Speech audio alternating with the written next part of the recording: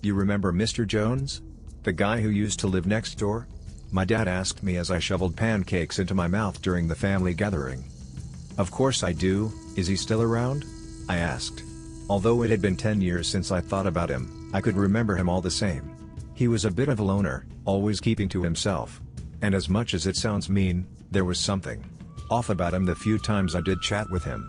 While I couldn't really pin it down, if I had to hazard a guess, it would be that his facial expressions were quite odd and different. No wonder all the neighborhood kids made fun of him. "No," Dad sighed, "he passed away a week or so ago.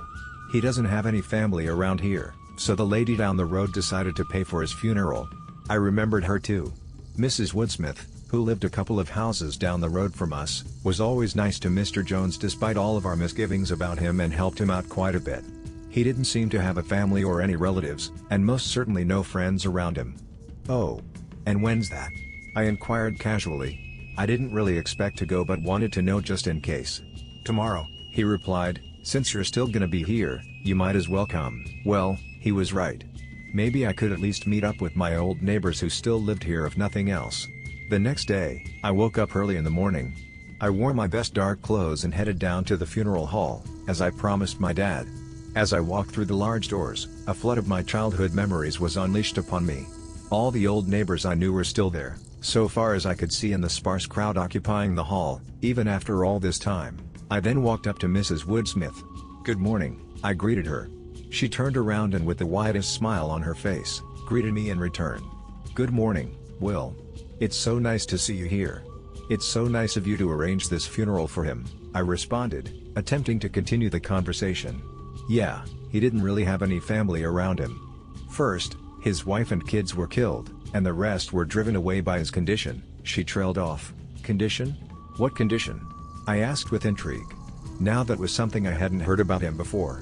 In response, she hastily glanced left and right, before ushering me to a quieter corner of the hall.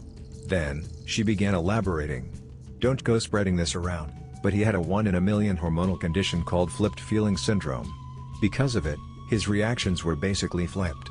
He laughed when he felt the saddest and cried when he felt happy." "Wait, really? And how did you know that?" I asked. The idea seemed ludicrous at first thought, because what the hell kind of condition was that?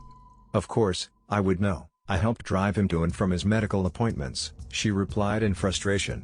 "Well, that certainly does explain his various quirks," I responded.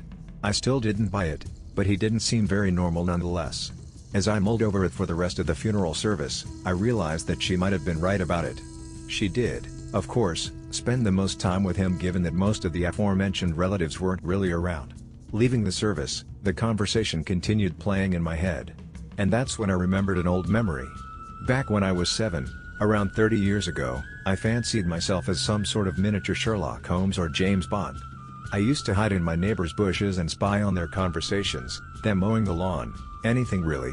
And this was one such time, late at night when most of the neighborhood was finishing dinner and winding down.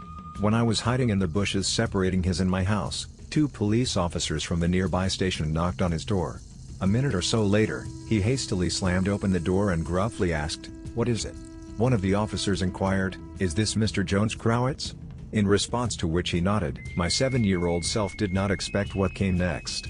Head slightly bowed in sympathy, the officer mournfully stated, "Sir, the remains of your wife and daughter were found in pieces left by the side of the highway.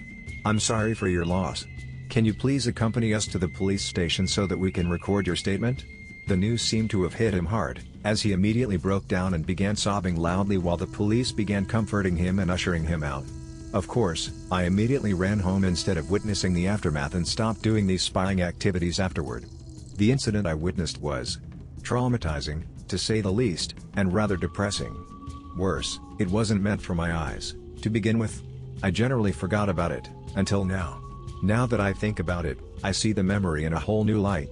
If Mrs. Woodsmith was right, wouldn't Mr. Jones actually be overjoyed at the brutal murder of his family?